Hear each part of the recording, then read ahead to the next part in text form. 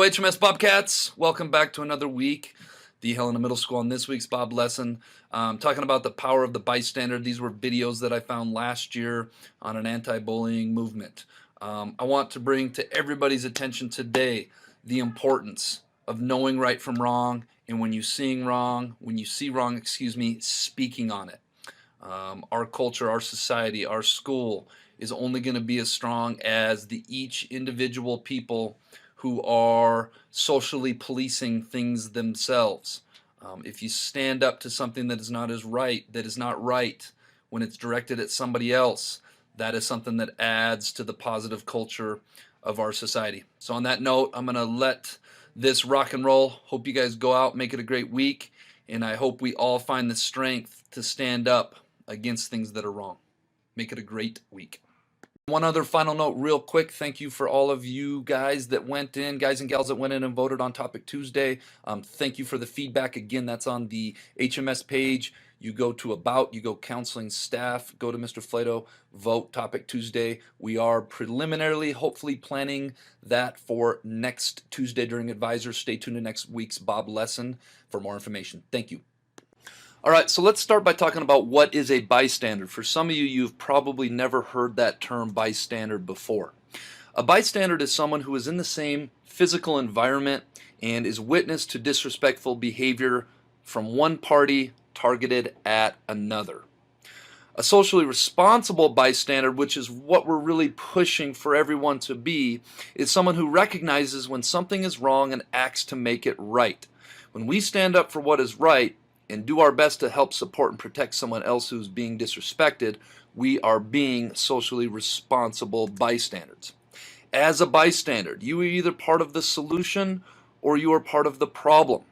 That is, when you stand by and witness disrespectful behavior without interjecting, your actions are implicitly condoning the behavior.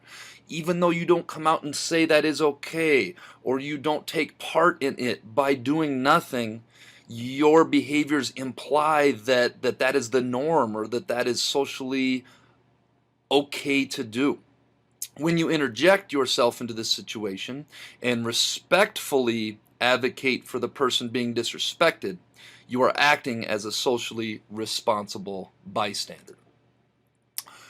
Why bystanders' response is so important, and I want to talk about this because you folks as bystanders in our school hold way more power than us adults do, in my opinion. You guys look out for one another. You guys are held accountable by one another. You guys are peers and classmates to one another, and you guys hold so much power. Most disrespectful behavior takes place in front of peers. It almost never happens when adults are there watching. Most bystanders want to do something to stop the disrespectful behavior. People who act disrespectfully often like an audience to do it in front of. If the audience shows disapproval, the disrespectful behaviors are discouraged from continuing. Socially responsible bystanders help create a culture of zero tolerance for disrespect, empathy, I talked about that empathy word last Bob lesson, support, and a sense of connectedness at the school where we are all connected to one another.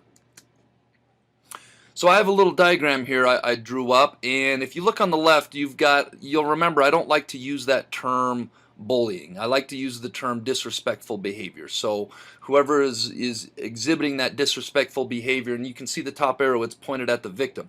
Now the bystander, being in the same environment, has a decision to make. They're kind of in the middle. Am I going to do nothing and implicitly join forces with the person that is exhibiting the disrespectful behavior, or am I going to stand by the victim and advocate for the victim? So in the first scenario, if you do nothing, or if you laugh, or if you giggle, or you enjoy the showing of disrespectful behavior, what you're really doing is you're kind of joining forces with the person that is being disrespectful. And to the victim, that might mean that they feel like they're getting teamed up on. What we would really like for you to do is be a good bystander. We're going to talk about this in a moment. Be a good bystander, show support to the victim, advocate for the victim, and let the person that's being disrespectful know, hey, you're being disrespectful and that's not very cool right now. Let's try to be more respectful to the person that is being disrespected. Question that individuals who are, quote, bystanders have more power than they realize. One person could do a lot. One compliment, a smile. Say hi. How's it going? Cool shoes. Be a friend. Say you're awesome. You're not going to get laughed at if you say you don't know that person's life. You don't know what they're going through. You don't know what their home life is. Whoa, whoa, whoa. Really? No. Stop. That's not cool. Every time that you speak out is one less person getting bullied every day. I think you can save someone's life if you do that. I work in a business where some people are a little bit arrogant, and maybe they're having a bad day, and I've seen this thing kind of happen where you're on a film set and someone seems to be in a really bad mood and they're treating people pretty badly, and generally you can see that they're treating like an extra badly or a stand-in badly or a cameraman badly. No one ever confronts them, and I'm a big confronter. I will generally call a meeting into my trailer with a producer, with either the person who's causing what I think is unnecessary tension and disruption, or being particularly mean. And I will say, look, I come here every day to try to be a part of creating an environment where we all can do our best work. And this behavior isn't going to fly. And what I often find is that it's when you confront someone who is behaving in that kind of bullying fashion that they're really stunned, because normally they can get away with it because everyone's just like, oh, they're in a really bad mood. And what are we going to do? Oh, my God, I don't know. Yeah, I don't know. You talk to someone. And everyone's sort of whispering and sneaking around instead of walking up to that person and saying, what is your problem? What is your problem? Because your problem is becoming our problem. And in fact, we were having a really good time until you entered the scene and created an environment that was unpleasant, disruptive, and unnecessary. And you know what? It's not going to make anyone work any faster or any better.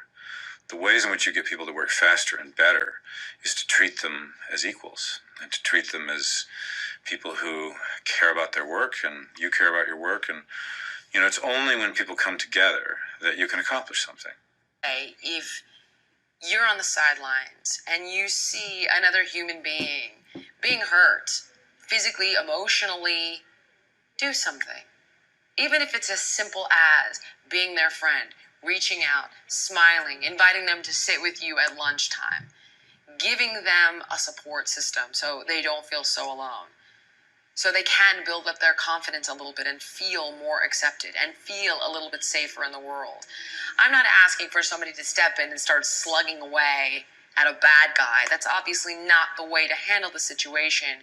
But to be a good person and to extend a helping hand, to smile, to make eye contact, to be inviting, to be kind, can make all the difference. There's tons of things you can do. The first would be to get involved in a polite and friendly manner, in a peaceful manner, and stick up for that person. Say something.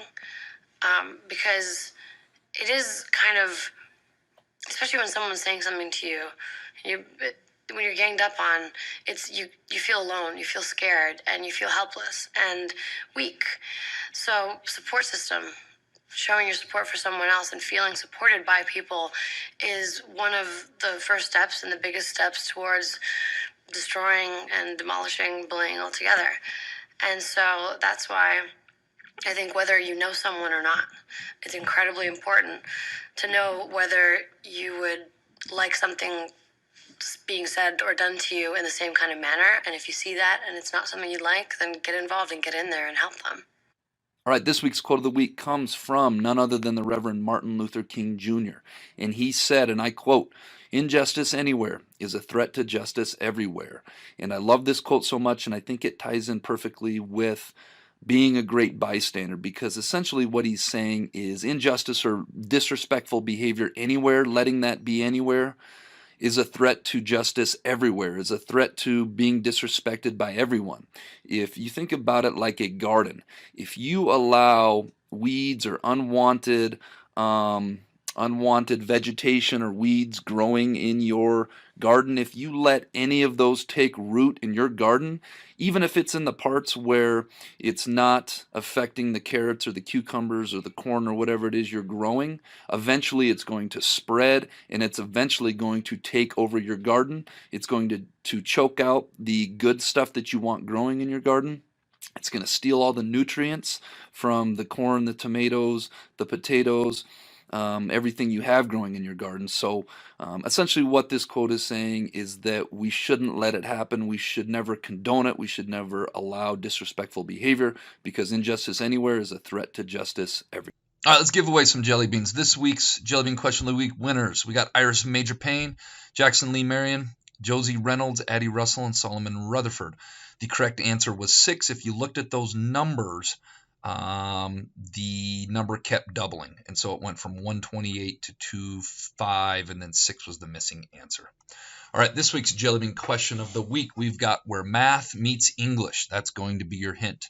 If 2, 3, and 10 go together, and 6 and 7 go together, which 2 out of the following numbers are a pair?